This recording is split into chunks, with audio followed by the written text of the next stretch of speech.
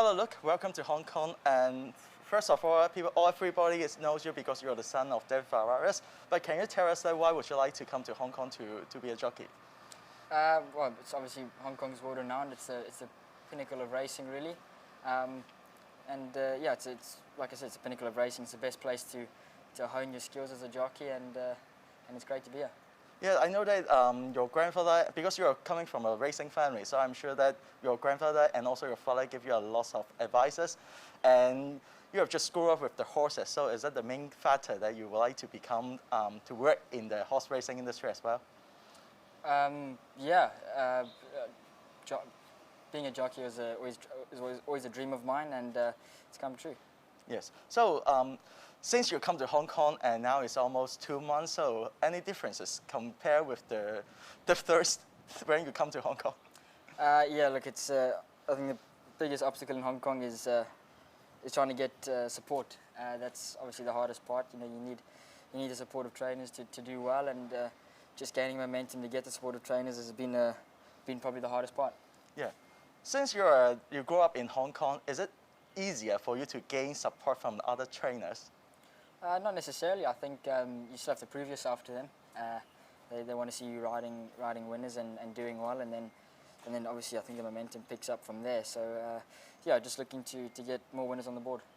So I think a few years ago we had an interview and you were still a kid and they would like to become a jockey. Then you fly back to South Africa and go to the academy school. And can you tell us what have you learned from there? Oh, it's just been a huge learning experience. Everything, you know, just about everything that's made me the rider today, I've learned back in South Africa, and obviously now in Hong Kong, learning new and different things. The riding and racing style is a lot different to South Africa, and it's great to get exposure to that. I can say that at the first few meeting is not that smooth because you have quite quite amount of support, but they didn't quite come close. I would say that it's quite funny because at the beginning when you start your career in South Africa, there's a lot of uncertainties happen as well. I still remember I read news and you're riding a horse because he escaped from a zebra, then you fall, right?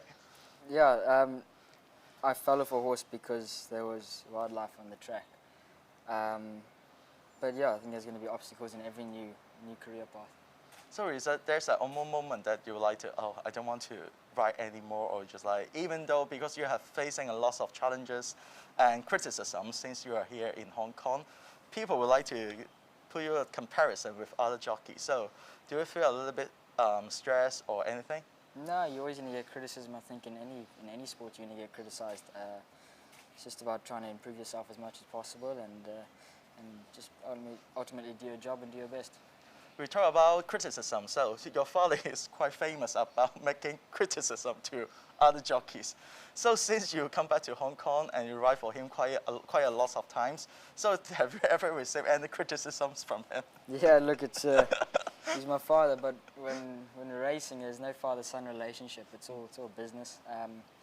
Yeah, I have received criticism. Like I said, he's not my father on the racetrack. He's my father at home, but not on the racetrack. He's just like another trainer to me. I've got to do my job, and there's no difference between my father and other trainers that I ride for.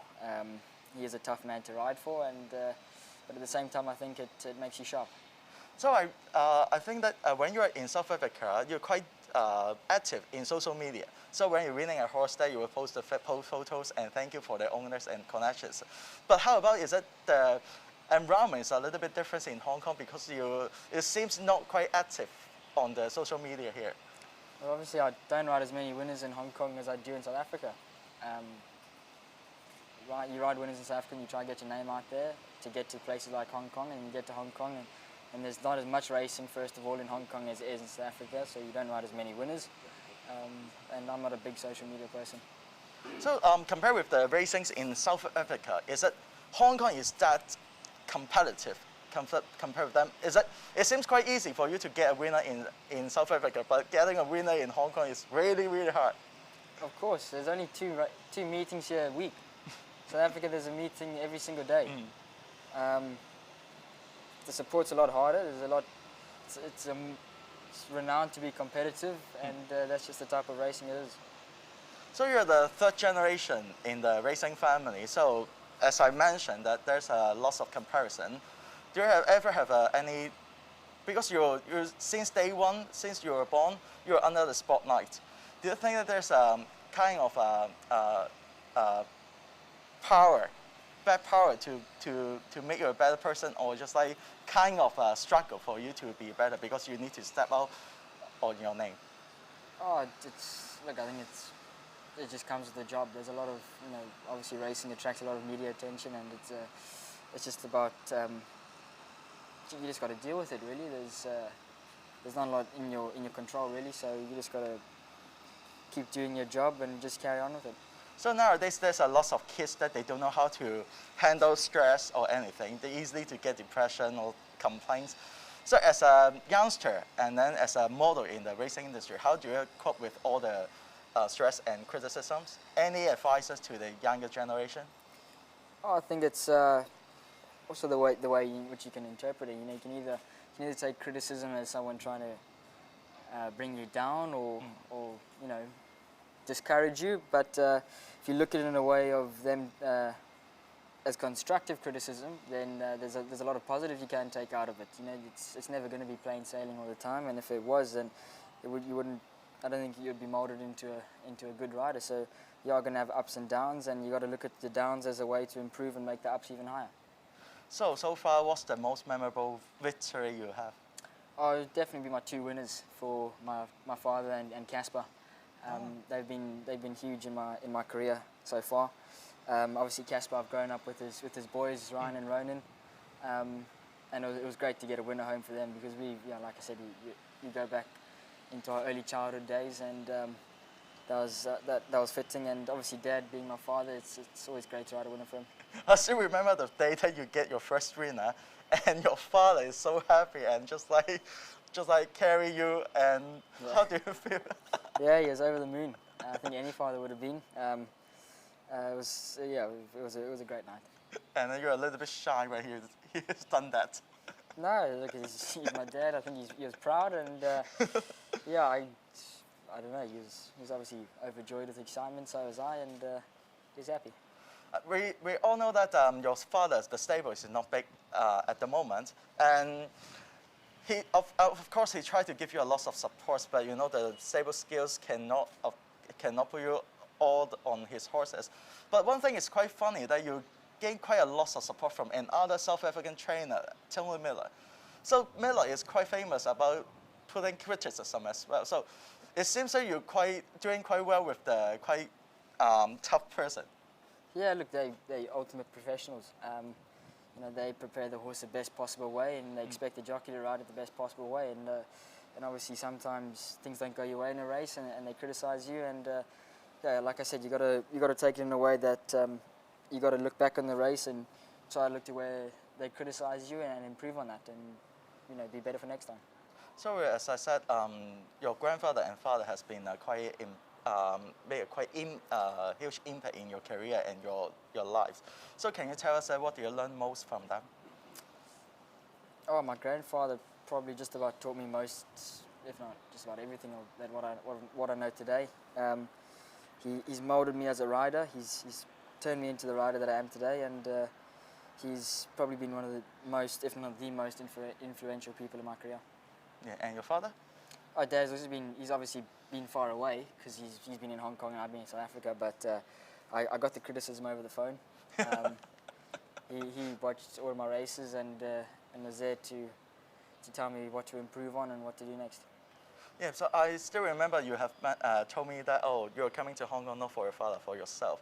So how do you prove yourself to all the owners and trainers in Hong Kong? You ride winners. Yeah.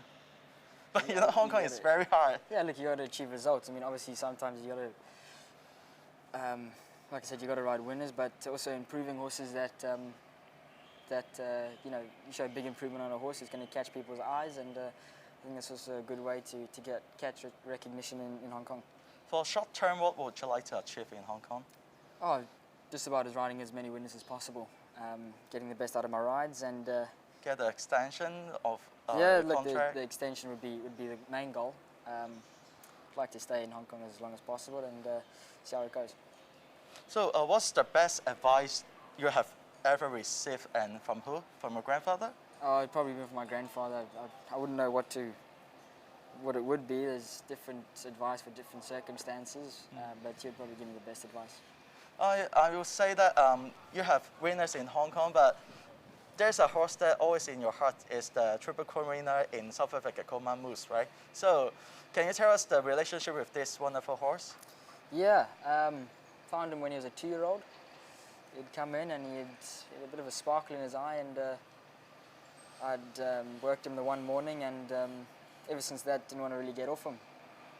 I stayed on him throughout his career for the time that I was there, and we achieved great results. I think we scored 2 Group 1s, 3 Group 2s, and a Group 3.